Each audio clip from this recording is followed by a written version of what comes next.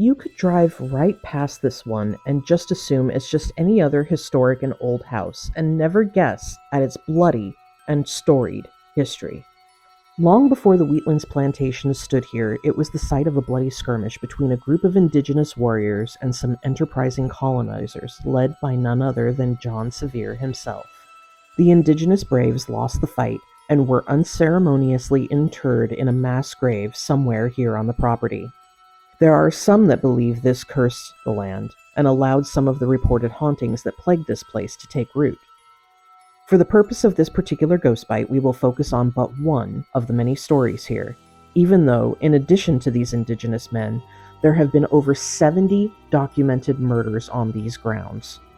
The most famous haunting here at Wheatlands concerns the brutal beating death of a father perpetrated in the parlor by none other than his very own son.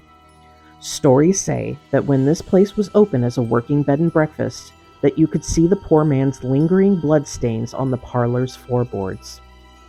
The stains on the floor weren't the only thing to linger from that terrible night. It's said that when conditions are just right, or wrong depending on your perspective, that you can hear two men's voices in a deeply passionate and heated exchange of words.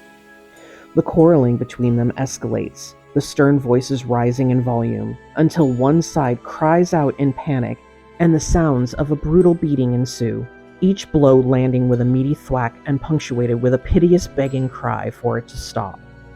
But it never stops. It just plays out, over and over and over, a broken record of a sliver in time when a son became so enraged by his own father he was driven to the unforgivable act of patricide. Until next time, my little strangelings, I'll leave you with this somber thought.